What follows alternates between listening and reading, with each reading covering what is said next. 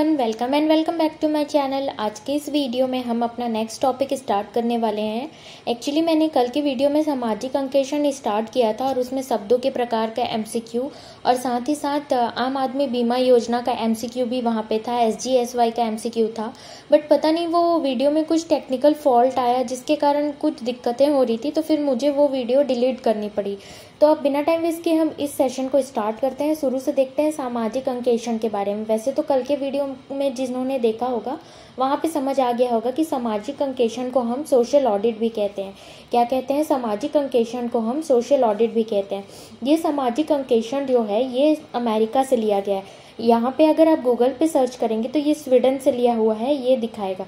लेकिन 10 साल पहले जब एग्ज़ाम हुआ था तो उसमें ये चीज़ें पूछी गई थी, तो उसमें कहीं भी स्वीडन ऑप्शन दिया नहीं गया था। और उस टाइम पे जब CG व्यापम में जो आंसर लिया था वो मुझे एग्जैक्टली आइडिया नहीं है। तो आप एक बार इसका, अगर आपको कहीं पे मतलब लिखित में साक्ष्य होगा, मतलब आपके पास कोई प्रूफ होगा, एविडेंस होगा कि हाँ ये स्वीडन से हुआ है कि अमेरिका से हुआ है, तो आप ज़रूर आंसर ले सकते हैं। अगर जैसे स्वीडन, अगर कोई ऑप्शन में अमेरिका नहीं दिया रहा, स्वीडन दिया रहा, तो इससे तो आप आराम से आंसर ले लेंगे। लेकिन स्वीडन और अमेरिका दोनों दे दिया रहा तब क्या करेंगे? अमेरिका अकेले दिया रहा तब भी आप आंसर ले सकते हैं। तो ऐसा है कि एक बार आप लोग खुद कंफर्म कर लीजिएगा, ठीक है। तो सामाजिक अंकेक्षण का मतलब क्या होता है? इसको हम कहते हैं इंग्लिश में सोशल ऑडिट। अब कोई भी ऑडिट क्यों किया जाता है? ऑडिट का मतलब ही है इन्वेस्टिगेशन करना। अब ये इन्वेस्टिगेशन क्यों करते हैं, किस लिए ये ऑडिट बैठाते हैं?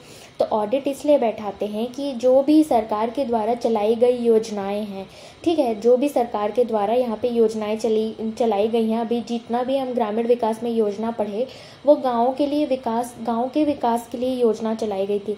तो यही जानना था कि वो जो उनके विकास के लिए योजना सच में चलाई गई है, चाहे वो आजीविका को बेहतर बनाने के लिए हो या फिर जो भी रिलेटेड यहाँ पे बीमा योजना हो गया, तो ये योजना जो है मतलब गांव के लास्ट छोर तक ये पहुंच रहा है कि नहीं, मतलब अंतिम छोर तक ये जो योजना के बारे में उनको पता चल रहा है कि नहीं, वो इस योजना के बारे में जान रहे हैं कि नहीं, उनको लाभ हो रहा है कि नहीं, या फिर लाभ भी हो रहा है तो कितना लाभ हो रहा है, उनमें कोई विकास हुआ है कि नहीं उनके जीवन स्तर पे।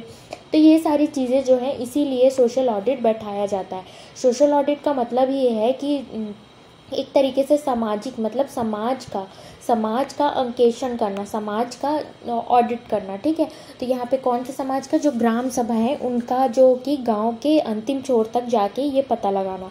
अब ये जो सामाजिक अंकेक्षण है ये एक आधिकारिक रिकॉर्ड की समीक्षा करने और यह निर्धारित करने की एक प्रक्रिया है कि क्या राज्य द्वारा रिपोर्ट किए गए व्यय जमीन पर खर्च किए गए वास्तविक धन को दर्शाते हैं। मतलब देखिए कि सामाजिक अंकेक्षण एक रिकॉर्ड की तरह है। जैसे कि यहाँ पे क्या करते हैं, यहाँ पे जो ऑडिट में बैठते हैं उन लोग क्या करते हैं, रिकॉर्ड बनाते हैं, समीक्षा करते हैं, गाँव में जाके पूछते हैं कि अगर ये योजना चलाई गई है तो इनसे लाभ हुआ है कि नहीं, और जो पैसे अगर दिए जा रहे हैं, सपोज 5 करोड़ यहाँ पे किसी योजना के तहत निकाला गया है, अब उसमें से कोई राशि तो गांव वालों को मिली ही नहीं। क्यों? क्योंकि ये तो भ्रष्टाचार में चली गई। तो इसी का पता लगाने के लिए ये ऑडिट की टीम जो है ये बैठाई जाती है, ठीक है। राज्य द्वारा रिपोर्ट किए गए व्यय जमीन पर खर्च किए गए, मतलब राज्य द्वारा रिपोर्ट दिया जाता है, ठीक है। कोई अगर राज्य जो है, राज्य शासन जो है क्या कर रहा है, यहाँ पे राज्य सरकार, ठीक है, रिपोर्ट जारी कर रहा है कि हाँ हमने इतने पैसे दिए हैं, 5 करोड़ पैसे दिए हैं, ठीक है, किसी योजना के लिए। लेकिन अब उससे नीचे जैसे कि ग्राम पंचायत स्तर पर कोई सरपंच हो गया, कोई पंच हो गया, वो उस पैसे को खा ले रहा है, वो उस पैसे को क्या कर रहा है, भ्रष्टाचार में, मतलब वो उस पैसे को खा ले रहा है, तो ये गाँवों तक पहुँच नहीं रहा है, गाँव के लोगों तक पहुँच नहीं रहा है। तो ये सबको भी पता लगाना ये सामाजिक अंकेक्षण का काम होता है, ठीक है। ये एक अनिवार्य विधि प्रक्रिया है, एक अनिवार्य रूप से विधि प्रक्रिया है। सामाजिक अंकेक्षण जो है वैसे तो सारी योजना के लिए, लेकिन मेनली देखा जाए तो ये लाया गया था मनरेगा के लिए। अब मनरेगा के लिए क्यों लाया गया? मनरेगा के टाइम पे क्या हुआ था, जब मनरेगा में क्या होता था कि अटेंडेंस शीट में साइन करना होता था, अपना नाम लिखना होता था। तो उस टाइम पे क्या किया गया, जो भी बड़े अफसर थे, बड़े ऑफिसर्स थे, उन्होंने क्या किया, उन्होंने ये कहा कि हाँ हम तो मज़दूर को बुलाते थे, मतलब मनरेगा के तहत जो यहाँ पे मनरेगा के तहत जो भी मजदूरी करना चाहते हैं वो उनको हम बुलाते हैं करके ये बोलते थे, और बुला के उनका नाम बुलाते हैं ये बोलते थे और नाम लिख देते थे, ठीक है, रजिस्टर पे नाम लिख देते थे, लेकिन सच में उनको बुलाया ही नहीं जाता था। मतलब उनसे रिलेटेड जो पैसा मिलती थी वो जो करप्शन में जा रही थी वो अपने पॉकेट में वो पैसे डाल रहे थे। मतलब यहाँ पे क्या कर रहे थे कि मनरेगा अधिनियम 2005 में अंतर्निहित भ्रष्टाचार विरोधी तंत्र है, ठीक है। तो उसमें क्या कर रहे थे, जो यहाँ पे ऑफिसर्स थे, ठीक है, वो क्या करते थे कि हाँ अटेंडेंस शीट में जो भी आ रहे हैं करके उनका नाम लिख देते थे। सपोज कोई स्कूल में बच्चा जो है, एक बच्चा जो है वो स्कूल मतलब क्या कर रहा है कि उसको हम लोग स्कूल बुला रहे हैं करके अटेंडेंस शीट में रोज प्रेजेंट प्रेजेंट प्रेजेंट लिखे, लेकिन सच्चाई तो ये है कि वो स्कूल ही नहीं आता है। तो ये बाद में पता चलता है पेरेंट्स को। तो वैसे ही ये सोशल ऑडिट की टीम को ये पता चला कि जो है मनरेगा के तहत ये कहा जा रहा था कि मज़दूरों को हम काम करने के लिए यहाँ पे 90 दिन की 95 दिन की जो भी मजदूरी उनको दे रहे हैं यहाँ पे, ठीक है, मजदूरी दे रहे हैं, लेकिन वो क्या है कि वो यहाँ मतलब उनको ये कहा जा रहा है कि हाँ उनको मजदूरी के लिए हम बुलाते हैं और रजिस्टर में नाम लिख दिया जाता था, लेकिन असल में पता चला कि उनको बुलाया ही नहीं जाता था, उनका बस रजिस्टर में नाम लिख दिया जाता था, एंट्री कर दी जाती थी और उसका जो भी पैसा था वो अपने पॉकेट में ये जो है यहाँ पे मतलब अपने पॉकेट में ले रहे थे, ठीक है। तो इसलिए ये चीज़ें लाई गई थी। अब मनरेगा की धारा 17 में, मनरेगा की कौन सी धारा 17 में सामाजिक अंकेक्षण की शक्ति ग्राम सभा के पास निहित है। अगर जैसे कि आपको पूछा जाए कि इसमें मुख्य रूप से कौन रिस्पॉन्सिबल है, जैसे कि सामाजिक अंकेक्षण में जो भी होता है, जैसे कि सामाजिक अंकेक्षण में जो भी पॉइंट्स लिखे गए, जो भी गांव के द्वारा बताए गए, जो भी ग्राम पंचायत के द्वारा बताया गया, वो सब पॉइंट्स को नोट किया गया। अब इसको ग्राम सभा के सामने रीड किया जाता है, पूरा पढ़ा जाता है कि हाँ ये बताया गया है, इसमें इतने पैसे लगाए गए थे, इतना जो है लक्ष्य प्राप्त हुआ है, इतना लक्ष्य नहीं प्राप्त हुआ है। तो उसमें ग्राम सभा के लोग भी बोल सकते हैं, आम आदमी भी जाके बोल सकते हैं। तो कहीं ना कहीं यहाँ पे ग्राम सभा जो है ये मुख्य रूप से रिस्पॉन्सिबल होता है। अगर आपसे क्वेश्चन कर दिया जाए कि ग्राम पंचायत रिस्पॉन्सिबल होता है, जिला पंचायत, जनपद पंचायत या फिर ग्राम सभा, तो आप क्या कहेंगे? ग्राम सभा जो है इसमें मुख्य रूप से रिस्पॉन्सिबल होता है। नेक्स्ट देखेंगे, सामाजिक अंकेक्षण का बुनियादी मकसद परियोजना, कानून व नीतियों को क्रियान्वयन में सामाजिक उत्तरदायित्व सुनिश्चित करना। अभी सामाजिक अंकेक्षण का काम क्या होता है? सामाजिक अंकेक्षण का काम ये होता है कि जो भी कानून बनाए गए हैं, मतलब जो भी योजनाएं लाई गई हैं, ठीक है, जो भी योजनाएं लाई गई हैं, रूल्स एंड रेगुलेशंस लाई गई हैं, उसका सही तरीके से इम्प्लीमेंटेशन हो रहा है कि नहीं, गाँव में वो चीज़ें एक्चुअली में पता भी है कि नहीं कि उनके लिए कोई योजनाएं लाई गई हैं उनकी आजीविका को बेहतर करने के लिए, ये चीज़ों को इम्प्लीमेंटेशन गांव में हुआ है कि नहीं, उनको सुनिश्चित किया जाता है कि हाँ उनको पता है कि नहीं। ये रिस्पॉन्सिबिलिटी भी जो है सामाजिक अंकेक्षण की होती है, ठीक है। अब सामाजिक अंकेक्षण जो है ये एक निगरानी तंत्र होता है। निगरानी तंत्र मतलब ये देख रेख करता है, मतलब यही तो हुआ ना कि वो पता करता है कि हाँ मतलब जो भी योजना लाई गई है वो पूरी हो रही है कि नहीं, उनसे विकास हो रहा है कि नहीं गांव का। ये ट्रांसपेरेंसी मतलब अगर जितना पैसा दिया गया है, सपोज एक योजना के लिए 5 करोड़ रुपए दिया गया है, ठीक है, उस योजना के तहत वो 5 करोड़ दिया गया है और इतना लक्ष्य रखा गया है, सपोज 700 लक्ष्य रखा गया है एक एग्जाम्पल के तौर पर, लेकिन उसमें से 500 ही लक्ष्य पूरा हुआ है। तो ट्रांसपेरेंसी को बनाए रखने के लिए यहाँ पे ये सामाजिक अंकेक्षण किया जाता है, ठीक है, क्यों बाकी पूरा नहीं हुआ। जवाबदेही तंत्र होता है ये, ठीक है, मूल्यांकन तंत्र होता है, ठीक, यहाँ तक समझ आ गया होगा। अब इसका उद्देश्य क्या होता है? उद्देश्य ये होता है कि सशक्त बनाने के उद्देश्य से सामाजिक अंकेक्षण नागरिकों को सरकारी पहलों की दक्षता, प्रभावशाली को की जांच तथा मूल्यांकन करने में सक्षम बनाता है। अब यहाँ पे क्या है कि ये जो सामाजिक अंकेक्षण है इसका उद्देश्य ये होता है कि जो भी गाँव के नागरिक हैं उनको सरकारी जो भी पहल चल रही है, मतलब सरकारी जितनी भी योजनाएं आती है उनके बारे में जागरूक करना, उनके बारे में बताना, ठीक है, उनको पता है कि नहीं ये जानना, ठीक है, और ये कितना प्रभावशाली है उनके लिए, ये भी उनको मतलब वहाँ पे जाके जांच करना कि अगर ठीक है ये योजना लाई गई तो सच में ये योजना जो है उनके लिए प्रभावशाली है कि नहीं, मतलब इनसे उनका विकास हो रहा है कि नहीं, उनका जीवन स्तर चेंज हो रहा है कि नहीं। ये सारा सामाजिक अंकेक्षण का उद्देश्य होता है। अब ये जो है वैधानिक फ्रेमवर्क क्या होता है? तो वैधानिक फ्रेमवर्क में देख लेते हैं। मनरेगा के संदर्भ में महात्मा गांधी राष्ट्रीय ग्रामीण रोजगार गारंटी कौन से धारा के तहत लाया गया है? धारा 17 के तहत। ग्राम सभा को कार्यों के निष्पादन की निगरानी, ग्राम सभा जो है जो भी कार्य है उसके निष्पादन की निगरानी और सामाजिक लेखा परीक्षक के लिए कानूनी आधार प्रदान करने का आदेश देती है, ठीक है।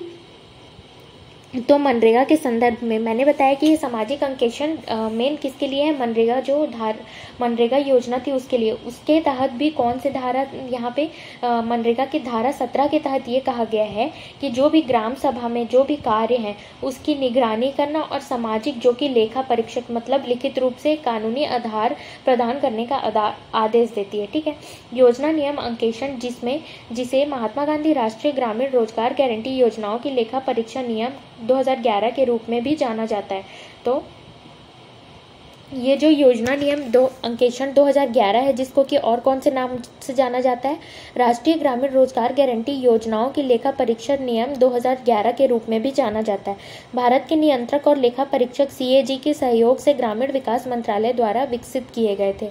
अब यहाँ पे हम देखेंगे कि जो ये मनरेगा के तहत जो कि ये सामाजिक अंकेक्षण हुआ था कब, 2015 में, ये कब प्रकाशित हुआ था। तो प्रकाशित होने का मतलब जब राजपत्र में प्रकाशित होता है ना, वही प्रकाशन का डेट होता है।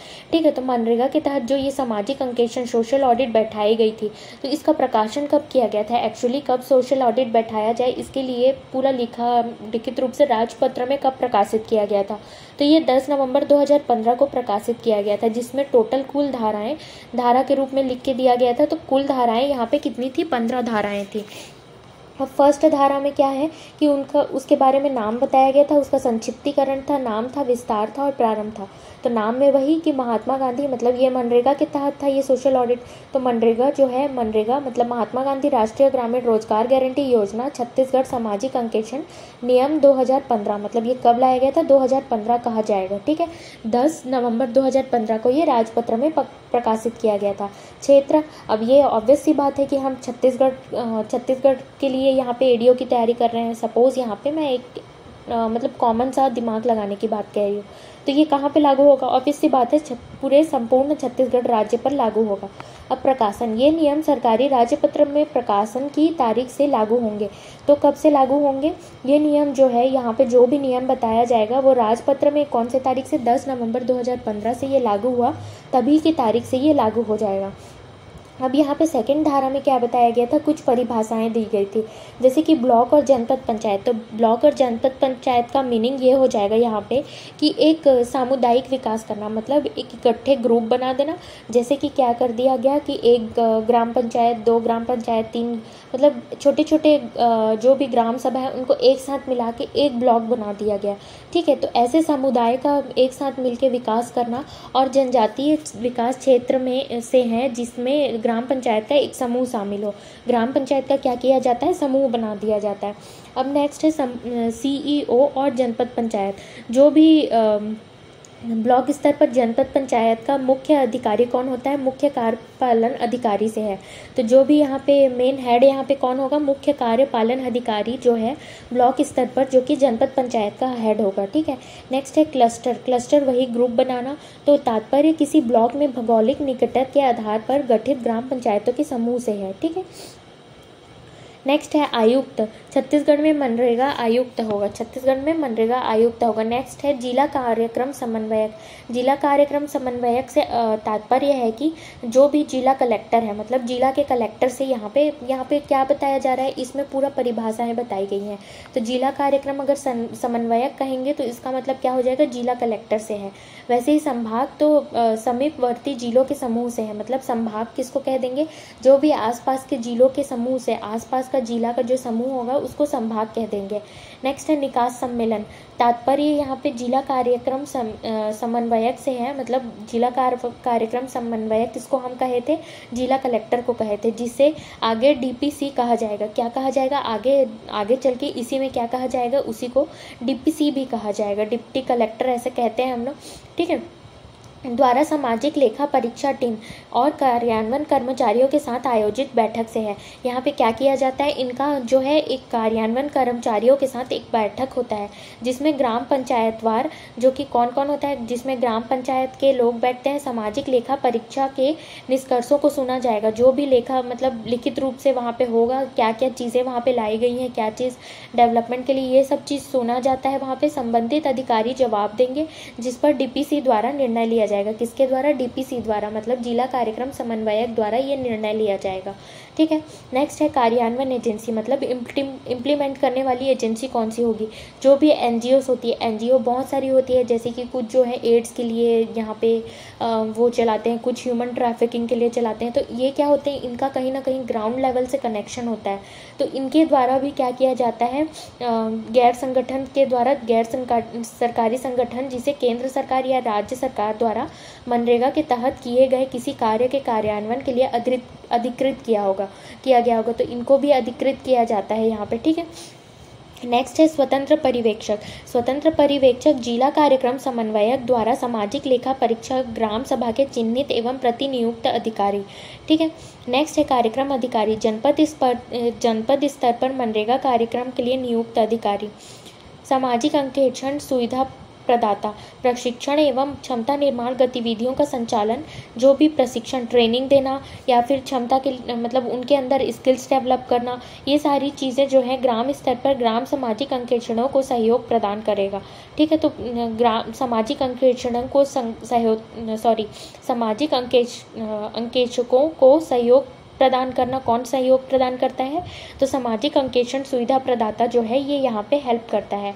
अब नेक्स्ट हम देखेंगे कि जैसे ये जो सामाजिक अंकेक्षण है ये 1 साल में 2 बार होता है। कौन से किस में होता है? 6 महीने में होता है, वित्तीय वर्ष में, मतलब वित्तीय वर्ष हमारा हो जाता है वही मार्च से लेके अगले साल अप्रैल तक। तो इसी में जो है यहाँ पे सामाजिक अंकेक्षण होता है। ठीक है। तो सामाजिक अंकेक्षण का कहीं ना कहीं थोड़ा मोटा तौर पर आपको मतलब समझ आ गया होगा। अब नेक्स्ट है 3rd धारा में क्या दिया गया है, सामाजिक अंकेक्षण लेखा परीक्षा संसाधन आधार। ठीक है। सामाजिक अंकेक्षण करने हेतु राज्य शासन ग्राम सभा को निम्न सुविधाएं उपलब्ध कराएंगे। अब जैसे कि सामाजिक अंकेक्षण होने वाला है किसी गांव में, ठीक है, तो वहाँ पे सामाजिक अंकेक्षण करने हेतु राज्य शासन जो है और ग्राम सभा को, राज्य शासन जो है क्या करेगा, राज्य शासन ग्राम सभा को निम्न सुविधाएं उपलब्ध कराएंगी। अब कौन कौन सी सुविधाएं उपलब्ध कराएंगी, जैसे कि उनको 15 दिन पहले से ऐसे बता दिया जाता है। एक बार देख लेते हैं, मुझे अच्छे से आइडिया नहीं है, लेकिन यहाँ पे उनको 15 दिन पहले बता दिया जाता है कि हाँ वहाँ पे सामाजिक अंकेक्षण मतलब सोशल ऑडिट होने वाला है, ग्राम पंचायत को बता दिया जाता है। फिर उसका वो लेखा जोखा जो भी लिख के देना है वो 7 दिन के भीतर उसको जमा करना पड़ता है सोशल ऑडिट को। ठीक है, ऑडिटर्स को। तो यहाँ पे हम यहाँ पे देख लेते हैं क्या दिया गया है इसमें। सामाजिक लेखा परीक्षक संसाधन आधार मतलब ग्राम सभा को कौन कौन सी सुविधाएं उपलब्ध कराई जाएंगी इसमें। तो छत्तीसगढ़ सामाजिक ये एक इकाई होती है, ये जो गवर्निंग बॉडी होती है, यह स्वरूप यह एक अधिकारी निवासी है। मतलब मैंने बता दिया कि ये क्या है, गवर्निंग बॉडी है। सामाजिक अंकेक्षण इकाई, छत्तीसगढ़ सामाजिक अंकेक्षण इकाई जो है ये एक गवर्निंग बॉडी है। जिसके अध्यक्ष कौन होते हैं? जिसके अध्यक्ष होते हैं मुख्य सचिव। कौन होता है? मुख्य सचिव। और इसमें सदस्य कौन कौन होते हैं? इस निकाय में वरिष्ठ अधिकारी होता है, एक वरिष्ठ टॉप लेवल का अधिकारी होता है। ठीक है। जो भी यहाँ पे जैसे कि मैंने बताया था आपको, शायद पिछले वीडियो में बताया था, मुझे याद आ रहा है, जो भी यहाँ पे जैसे जो भी योजनाएं बनाई जाती हैं वो सारी IAS ऑफिसर्स के द्वारा बनाई जाती है। कोई भी पॉलिटिशियन ये सारी चीज़ें नहीं बनाता है, वो तो बस लागू करता है पॉलिटिशियन, लेकिन ये चीज़ें बनाई कौन बनाता है इसको? तो IAS ऑफिसर्स बनाते हैं। और जो भी उसमें थोड़ा बहुत चेंजेस करना हो वो IAS ऑफिसर्स को बताता है, फिर उसमें थोड़ा बहुत चेंजेस जो है उसके द्वारा किया जा सकता है। लेकिन बनाने वाला कौन होता है? वरिष्ठ अधिकारी, जिसको कि हम IAS ऑफिसर्स कह सकते हैं, डिप्टी कलेक्टर कर सकते हैं, है ना। तो ये कहीं ना कहीं पढ़ के उस लेवल पे पहुँचे हैं, तो इसको कहीं ना कहीं वरिष्ठ अधिकारी कह देंगे। सामाजिक अंकेक्षण विशेषज्ञ, जो विशेष रूप से विशेषज्ञ हो इस चीज़ में, शिक्षाविद तथा NGO के प्रतिनिधि हों। ठीक है, NGO से कनेक्शन रखते हों।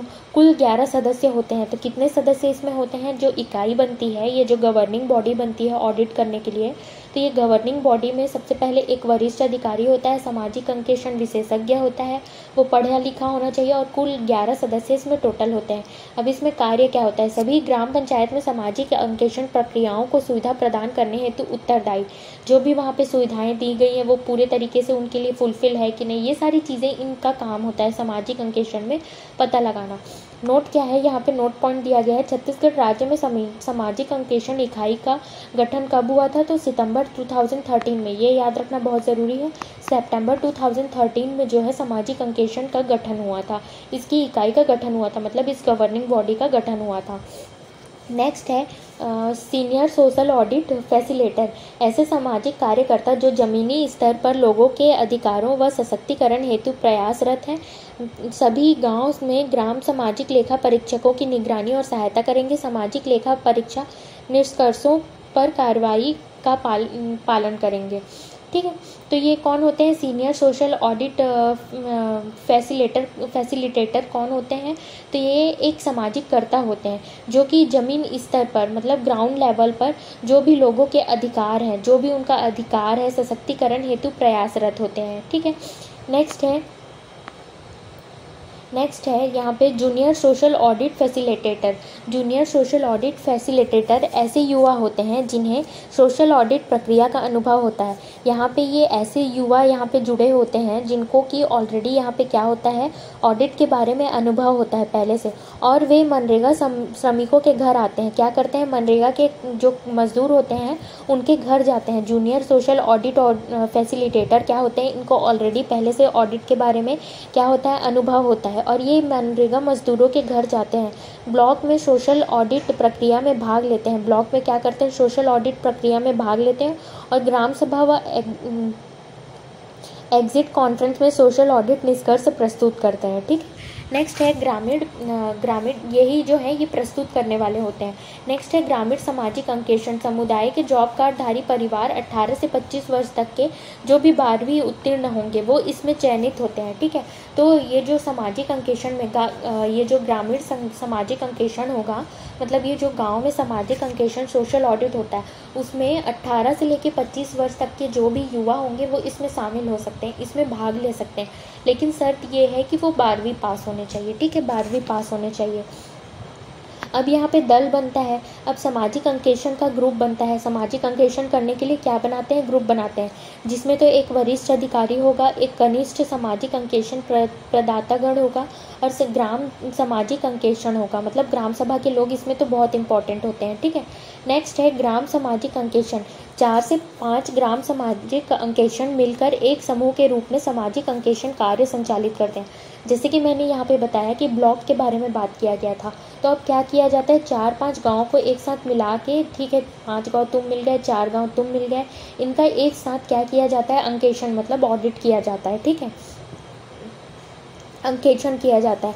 ग्राम सभा अंकेक्षकों की नियुक्ति हेतु आवश्यकता शर्तें। अब इसमें ये ऑडिटर्स और कौन कौन से भी बन सकते हैं। यहाँ पे जैसे हमने देखा कि ग्रामीण सामाजिक अंकेक्षण के लिए जो भी युवा होंगे 18 से 25 वर्ष तक के, लेकिन वो 12वीं पास होने चाहिए, 12वीं तक की शिक्षा उनकी पूर्ण होनी चाहिए। ग्राम सभा सामाजिक मतलब उनके पास जॉब कार्ड होना चाहिए। किसी राजनीतिक दल से उनका कोई भी संबंध नहीं होना चाहिए। सरपंच, सचिव, ग्राम रोजगार सहायक, ब्लॉक स्तर अधिकारी का संबंधी रिश्तेदार नहीं होना चाहिए। किसी भी ठेकेदार, प्रेस रिपोर्टर, राजमिस्त्री के हेतु कार्य करने वाला नहीं होना चाहिए। तो अगर जैसे गांव में जो सामाजिक अंकेक्षण करते हैं तो उसमें अगर भाग लेना है, तो उसमें अगर अंकेक्षण करने के लिए ऑडिटर बनना है, तो यहाँ पे क्या होना चाहिए? सबसे पहले वो 18 से 25 वर्ष का होना चाहिए। दूसरा ये कि वो 12वीं पास होना चाहिए। तीसरा ये कि उसके पास जॉब कार्ड होना चाहिए। चौथा ये कि वो किसी भी पॉलिटिक्स पार्टी से जुड़ा ना हो। चौथा ये कि वो सरपंच, सचिव या फिर जो भी ब्लॉक स्तर पर अधिकारी होते हैं उनका रिश्तेदार ना हो। या फिर 6वां ये कि किसी भी ठेकेदार, प्रेस रिपोर्टर, राजमिस्त्री के हेतु कार्य करने वाला ना हो। ठीक है, अब नेक्स्ट है सामाजिक लेखा परीक्षा पूर्व अपेक्षाएं। कार्यक्रम अधिकारी, सीईओ, जनपद पंचायत योजनाओं के सभी क्रियान्वयन एजेंसी की अपेक्षित जानकारी सामाजिक अंकेक्षण प्रारंभ होने से कम 7 दिन पूर्व प्रदाय करने की उत्तरदायी होगा। ठीक है, तो यहाँ पे 7 दिन दिया है, मैंने 15 दिन कहा था, तो आप लोग मैंने वही कहा था कि मुझे एक्चुअली याद नहीं है कि कितना दिन है। ठीक है, तो यहाँ पे क्या किया जाता है? जो सीईओ होता है, कार्यक्रम अधिकारी होता है, जनपद पंचायत का सीईओ होता है, वो लेखा परीक्षा मतलब ये जो सामाजिक अंकेक्षण के शुरू होने से पहले क्रियान्वयन एजेंसी की अपेक्षित जानकारी सामाजिक अंकेक्षण प्रारंभ होने से कम 7 दिन पूर्व जो है ये उत्तरदायी प्रदाय करने के उत्तरदायी होगा। एक सेकेंड,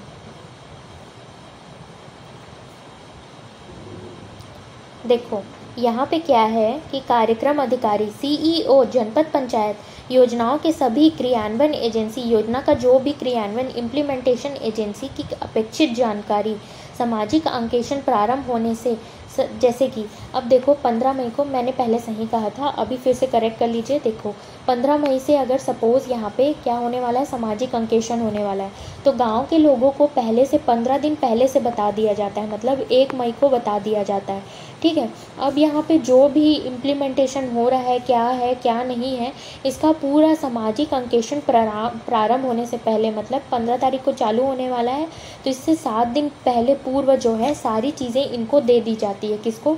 ऑडिटर्स को। सामाजिक अंकेक्षण प्रारंभ होने से पहले जो भी कार्यक्रम अधिकारी CEO जो होता है, ये जनपद पंचायत क्या होता है, सबसे पहले जनपद पंचायत को ये फिर से समझाती हूँ आपको, ऐसे में समझ नहीं आएगा। जैसे कि 15 तारीख को ऑडिट होने वाला है, कब होने वाला है? 15 मई को ऑडिट होने वाला है। तो ऑडिट होने वाला है तो ये जनपद पंचायत को क्या किया जाता है, जनपद पंचायत को इन्फॉर्मेशन दिया जाता है। ये जनपद पंचायत क्या करते हैं, ग्राम पंचायत तक 15 दिन पहले ये चीज़ें पहुँचा देते हैं।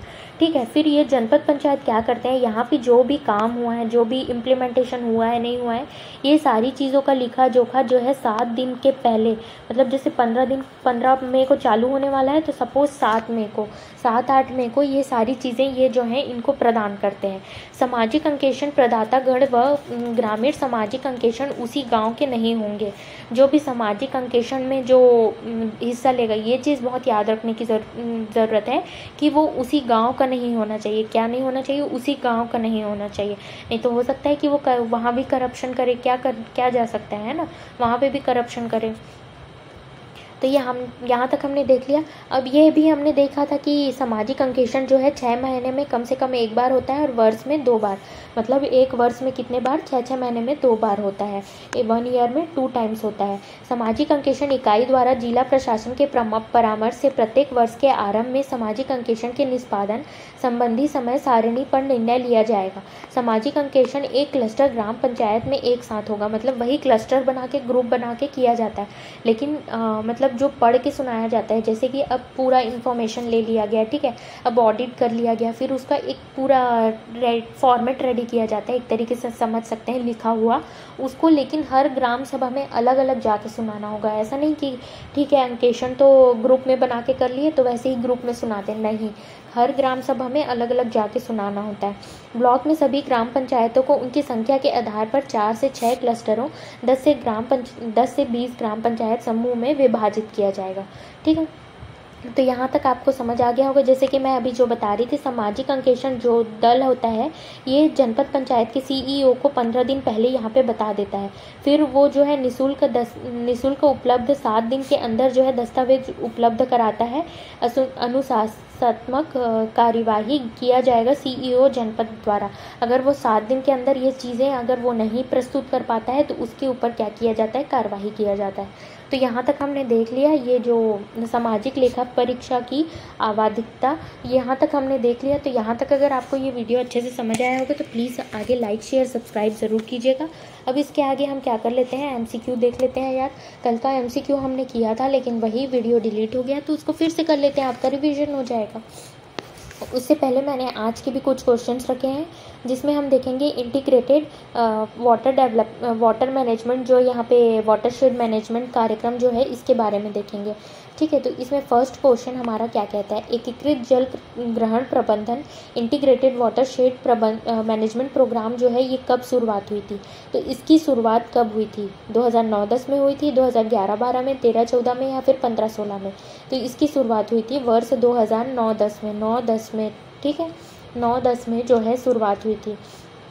नेक्स्ट है integrated watershed management programme का संचालन किया जाता है ग्रामीण विकास मंत्रालय द्वारा, भूमि संसाधन विभाग, वित्त विभाग या फिर नगरीय प्रशासन विभाग द्वारा।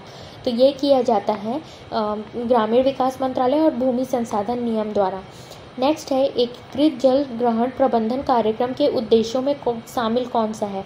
तो ये जो इंटीग्रेटेड वाटरशेड मैनेजमेंट प्रोग्राम है इसमें कौन सा उद्देश्य शामिल है? तो इसमें शामिल कौन सा उद्देश्य है? तो इसका बिल्कुल सही आंसर क्या हो जाएगा? मिट्टी, वनस्पति आवरण, जल जैसे खराब हो रहे प्राकृतिक संसाधनों का संरक्षण करना, विकास करके पारिस्थितिक संतुलन को बहाल करना। ठीक है, तीनों बिल्कुल सही हो जाएगा। तो यहाँ पे C ऑप्शन बिल्कुल सही हो जाएगा। नेक्स्ट है एकीकृत जल ग्रहण प्रबंधन कार्यक्रम में शामिल है, कौन शामिल है इंटीग्रेटेड वाटरशेड मैनेजमेंट प्रोग्राम में? तो सूखा प्रवण क्षेत्र कार्यक्रम, मरुभूमि विकास कार्यक्रम, समेकित बंजर भूमि विकास कार्यक्रम। तो यहाँ पे जो शामिल है, यहाँ पे तीनों ही शामिल हैं, ठीक है। तो बिल्कुल सही ऑप्शन सी हो जाएगा। नेक्स्ट है ये जो IWMP integrated watershed management programme जो है, इसके तहत क्या है कि केंद्र राज्य का वित्तीय अंश कितना है? तो यहाँ पे आर्थिक सहायता कितनी देती है जो है, तो यहाँ पे रेशियो होता है 90 और 10 का। नेक्स्ट है इंटीग्रेटेड वाटरशेड मैनेजमेंट प्रोग्राम का लक्ष्य क्या है? तो इसका लक्ष्य क्या होगा? तो इसका लक्ष्य जो है वर्ष 2027 तक 55 मिलियन हेक्टेयर वर्षा सिंचित भूमि को कवर करना। कितना? 55 मिलियन हेक्टेयर वर्षा सिंचित भूमि को कवर करना। नेक्स्ट है इंटीग्रेटेड वाटरशेड मैनेजमेंट प्रोग्राम विश्व बैंक रिपोर्ट के अनुसार यह कौन से क्रम का सबसे बड़ा जल ग्रहण प्रबंधन है? तो चाइना के बाद जो है ये दूसरा सबसे बड़ा जल ग्रहण प्रबंधन कार्यक्रम है। नेक्स्ट है एकीकृत जल ग्रहण प्रबंधन कार्यक्रम का विस्तार कौन कौन से क्षेत्र में है? तो कौन कौन से क्षेत्र में इसका जो है विस्तार है? तो इसका विस्तार संपूर्ण भारत में है। नेक्स्ट है इंटीग्रेटेड वाटरशेड मैनेजमेंट प्रोग्राम के तहत मैदानी क्षेत्रों के लिए लागत मानदंड क्या होगा? तो इसके तहत जो है मैदानी क्षेत्रों के लिए कितना मानदंड यहाँ पे रखा गया है? तो इसका बिल्कुल सही आंसर हो जाएगा 12,000 रुपये प्रति हेक्टेयर। आंसर गलत ले रही होंगी तो प्लीज़ आप लोग कमेंट में ज़रूर बता सकते हैं। ऐसा नहीं कि पूरा टोटली मेरे ऊपर ही डिपेंड हो, आप लोग ये ज़रूर मतलब मेरे अगेंस्ट जा सकते हैं, ऐसा नहीं है, ठीक है। नीचे दिए गए कथनों पर विचार कीजिए। एकीकृत जल ग्रहण प्रबंधन कार्यक्रम की शुरुआत 2009 में हुई थी। इस कार्यक्रम के तहत मैदानी क्षेत्र के लागत मानदंड 12,000 रुपये प्रति हेक्टेयर है। इस कार्यक्रम के तहत पहाड़ी एवं दुर्गम क्षेत्रों के लिए लागत मानदंड 12,000 रुपये प्रति हेक्टेयर है। यह कार्यक्रम राज्य पोषित राज्य सरकार की एक महत्वाकांक्षा योजना है। सत्य कथन यहाँ पे पहचानना है। तो इसका आंसर क्या हो जाएगा? तो इसका आंसर जो होगा केवल 1 और 2 जो है यहाँ पे सही हो जाता है, ठीक है। नेक्स्ट है नीरांचल राष्ट्रीय जल ग्रहण परियोजना कब शुरू किया गया है? तो ये जो नीरांचल राष्ट्रीय जल ग्रहण परियोजना, ये हमने देखा नहीं है आप कहेंगे, तो इसको मैं यहाँ पे एक बार करा देती हूँ, फिर उसके बाद अगर लाना हुआ तो मैं इसको ला दूँगी, ठीक है। तो यहाँ पे नीरांचल राष्ट्रीय जल ग्रहण परियोजना जो है ये कब स्टार्ट हुआ? तो ये जो है वर्ष 2016 में हुआ। नेक्स्ट है नीरांचल राष्ट्रीय जल ग्रहण परियोजना के लिए निर्धारित अवधि थी। निर्धारित अवधि क्या है इसके लिए? तो इसकी जो निर्धारित अवधि है ये 2016 से 2022 तक है। नेक्स्ट है नीचे दिए गए कथन पर विचार करना है। तो नीरांचल राष्ट्रीय जल ग्रहण परियोजना को वर्ष 2015 में शुरू किया गया था। इस परियोजना को एकीकृत जल ग्रहण प्रबंधन कार्यक्रम का समर्थन करने के लिए शुरू किया गया था। इस परियोजना को एकीकृत जल ग्रहण प्रबंधन कार्यक्रम को वित्तीय समर्थन प्रदान करने के लिए शुरू किया गया था। तो यहाँ पे सही आंसर क्या हो जाएगा? तो इसका बिल्कुल सही आंसर हो जाएगा सेकंड ऑप्शन, बिल्कुल 2 वाला बस सही है यहाँ पे, ठीक है। नेक्स्ट है नीरांचल राष्ट्रीय जल ग्रहण परियोजना के लिए चयनित राज्यों की सूची में शामिल कौन कौन सा है? तो यहाँ पे गुजरात भी शामिल है, मध्य प्रदेश, छत्तीसगढ़, राजस्थान, तेलंगाना, आंध्र प्रदेश, झारखंड, महाराष्ट्र। तो बिल्कुल सही क्या हो जाएगा? उपरोक्त सभी, ठीक है। नेक्स्ट है एकीकृत वाटरशेड विकास कार्यक्रम को कौन सी योजना में शामिल किया गया है? तो इसको शामिल किया गया है प्रधानमंत्री कृषि सिंचाई योजना में। नेक्स्ट है प्रधानमंत्री कृषि सिंचाई योजना की शुरुआत कब की गई थी? तो कब हुई प्रधानमंत्री कृषि सिंचाई योजना की शुरुआत जो हुई है ये हुई है हमारी वर्ष 2016 में। कब? वर्ष 2016 में। नेक्स्ट है प्रधानमंत्री कृषि सिंचाई योजना में शामिल योजनाएं हैं। तो कौन सी योजना यहाँ पे शामिल है? तो यहाँ पे जो है तीनों बिल्कुल सही हो जाएगा। ऑन फॉर्म जल प्रबंधन भी है, त्वरित सिंचाई लाभ कार्यक्रम और एकीकृत वाटरशेड विकास कार्यक्रम भी। नेक्स्ट है प्रधानमंत्री कृषि सिंचाई योजना के प्रमुख घटक में शामिल कौन सा है? ड्रिप सिंचाई सिस्टम पर अनुदान, स्प्रिंकलर सिंचाई सिस्टम पर अनुदान, नहर और तालाब पुनर्निर्माण पर अनुदान, या फिर कुएं की खुदाई पर। तो फर्स्ट और 2 बस बहुत सही हो जाएगा, केवल 1 और 2। नेक्स्ट है प्रधानमंत्री कृषि सिंचाई योजना के तहत लघु सीमांत कृषकों को स्प्रिंकलर, सेट एवं ड्रिप सिस्टम पर कितने प्रतिशत का अनुदान प्राप्त होता है? तो कितने प्रतिशत का यहाँ पे अनुदान प्राप्त किया जाता है? तो इसका बिल्कुल सही आंसर हो जाएगा 55%। नेक्स्ट है प्रधानमंत्री कृषि सिंचाई योजना के तहत अन्य कृषकों को स्प्रिंकलर एवं ड्रिप सिस्टम पर कितने प्रतिशत का अनुदान दिया जाता है यहाँ पे? तो यहाँ पे बिल्कुल सही आंसर क्या हो जाएगा? यहाँ पे हो जाएगा 45। यहाँ पे आप क्वेश्चन में याद रखिएगा, यहाँ पे लघु सीमांत कृषकों को है तो लघु सीमांत के लिए 55% है, लेकिन वहीं अन्य कृषकों को, मतलब लघु सीमांत के अलावा जो है अन्य कृषकों को, तो यहाँ पे क्या हो जाएगा 45%। अब नेक्स्ट हम कल का क्वेश्चन देख लेते हैं जल्दी जल्दी। कौन से वर्ष में स्वर्ण जयंती, SGSY का क्वेश्चन हम देख रहे हैं। तो स्वर्ण जयंती स्वरोजगार योजना का नाम बदलकर दीनदयाल अंत्योदय कर दिया गया है, राष्ट्रीय ग्रामीण आजीविका मिशन, तो ये कर दिया गया है वर्ष 2016 में। नेक्स्ट है स्वर्ण जयंती ग्राम स्वरोजगार योजना पुनर्गठित होकर अब क्या हो गई है। तो ये पुनर्गठित होकर, बहुत आसान से सवाल है, राष्ट्रीय ग्रामीण आजीविका मिशन हो गई है। नेक्स्ट है स्वर्ण जयंती ग्राम स्वरोजगार योजना के तहत इनमें से कौन सी संस्था लाभार्थियों की सूची का अनुमोदन करती है। तो स्वर्ण जयंती ग्राम स्वरोजगार योजना के तहत इनमें से कौन सी संस्था जो है लाभार्थियों की सूची का अनुमोदन करती है, तो ये करती है ग्राम सभा। नेक्स्ट है स्वर्ण जयंती ग्राम स्वरोजगार योजना के तहत मुख्य गतिविधियां शुरू करने वाले संभावित स्वरोजगारियों की पहचान कौन करता है। तो SGSY के तहत जो भी मुख्य गतिविधियों को शुरू करने वाला जो संभावित स्वरोजगारियों की पहचान कौन करता है, तो यहाँ पे 3 सदस्यीय समिति होती है, वो इसकी पहचान करती है। नेक्स्ट है इनमें से कौन सी SGSY के अंतर्गत मुख्य गतिविधियों के लिए जवाहर ग्राम समृद्धि योजना और अन्य कार्यक्रमों के अंतर्गत उपलब्ध धन प्रदान करने हेतु कदम उठाती है। तो कौन उठाता है यहाँ पे, ग्राम पंचायत, बिल्कुल सही आंसर हो जाएगा। नेक्स्ट है इनमें से कौन अपनी साधारण बैठकों में से SGSY के कार्य निष्पादनों की जांच करती है। तो कौन अपने साधारण बैठक में SGSY के कार्यों की निष्पादनों की जांच करते हैं, तो यहाँ पे बिल्कुल सही आंसर हो जाएगा जिला परिषद। नेक्स्ट है अब यहाँ पे हम देखेंगे आम आदमी बीमा योजना का क्वेश्चन देखेंगे। तो आम आदमी बीमा योजना की शुरुआत कब हुई थी, तो इसकी शुरुआत हुई थी 2 अक्टूबर 2007 को। नेक्स्ट क्वेश्चन है आम आदमी बीमा योजना के संदर्भ में निम्नलिखित कथनों पर विचार करें। यहाँ पे 3 स्टेटमेंट दिया गया है, तो इसमें से कौन सा सही हो जाएगा। तो इसमें जो सही होगा, योजना के तहत सुनिश्चित किया गया सदस्य परिवार का मुखिया होना चाहिए या ग्रामीण भूमिहीन परिवार में परिवार का कमाऊ सदस्य होना चाहिए।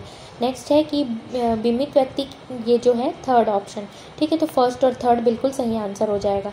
नेक्स्ट है निम्नलिखित में से कौन सी योजना प्रधानमंत्री जन धन योजना में 30,000 रुपये के जीवन बीमा के लिए कवर्ड नहीं है। तो कौन सी जो है यहाँ पे योजना प्रधानमंत्री जन धन योजना में जो है यहाँ पे शामिल नहीं होगा, 30,000 के जीवन बीमा के लिए कवर्ड नहीं है। तो इसका बिल्कुल सही आंसर है आम आदमी बीमा योजना का लाभार्थी जो होगा।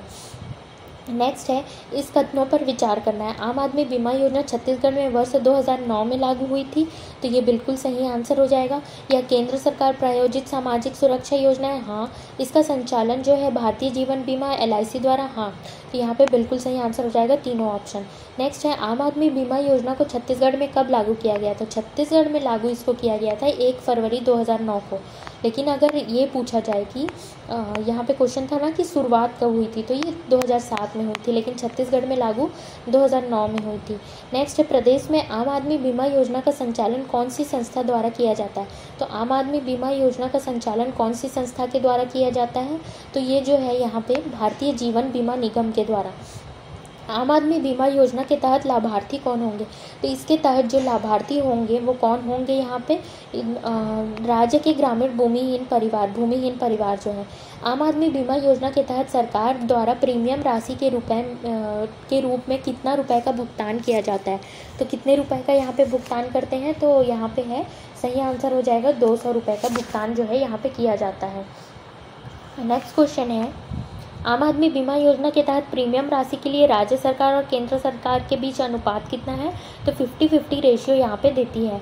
आम आदमी बीमा योजना के तहत लाभार्थी सूची में शामिल है सदस्य ग्रामीण भूमिहीन परिवार का प्रमुख या परिवार का रोजगार करने वाला व्यक्ति, सदस्य की आयु 18 वर्ष से 49 वर्ष की होने के बीच होनी चाहिए, सदस्य BPL परिवारों में चिन्हांकित परिवार का सदस्य होना चाहिए। तो 10th का बिल्कुल सही आंसर हो जाएगा सभी, ठीक है। नेक्स्ट है अब यहाँ से हम स्टार्ट करते हैं हिंदी का क्वेश्चन, जो कि कल का क्वेश्चन था, इसी को हम देखेंगे।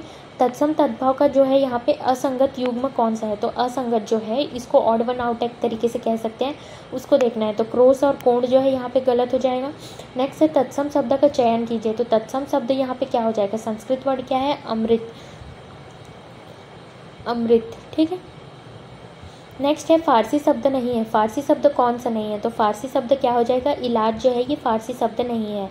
काम शब्द का तत्सम रूप क्या हो जाएगा? तो कर्म जो है ये तत्सम शब्द हो जाएगा इसका। निम्नलिखित में से तत्सम शब्द कौन सा है? तो दिमाग, मगर, अनायास या फिर मुंह। तो यहाँ पे बिल्कुल सही आंसर हो जाएगा अनायास। नेक्स्ट है लक्ष्य शब्द का तद्भव रूप क्या है? तो लक्ष्य शब्द का तद्भव रूप जो होगा तो हिंदी वर्ड क्या हो जाएगा इसका? तो लाख हो जाएगा। नेक्स्ट है जबरदस्ती शब्द में कौन सी, यहाँ पे जबरदस्ती शब्द कौन सा है यहाँ पे? तो जबरदस्ती शब्द जो है ये एक विदेशी शब्द है। क्या है? जबरदस्ती शब्द जो है एक विदेशी शब्द है। नेक्स्ट देखेंगे ट्रेजेडी शब्द उत्पत्ति के आधार पर क्या है? तो ये तद्भव है, तत्सम है, विदेशी है, देशज है। तो ट्रेजेडी जो शब्द है ये एक विदेशी शब्द है, ठीक है। नेक्स्ट देखेंगे श्रृंगार का तत्सम रूप क्या है? तो श्रृंगार का तत्सम रूप जो होगा वो श्रृंगार होगा। नेक्स्ट देखेंगे प्रकृति के ग्रेनाइट तथा संगमरमर में से मेरे क्षेत्र को नवाजा है। इस वाक्य में रेखांकित शब्द का क्रमशः क्या हो जाएगा? तो ये विदेशी हो जाएगा सारा, ठीक है।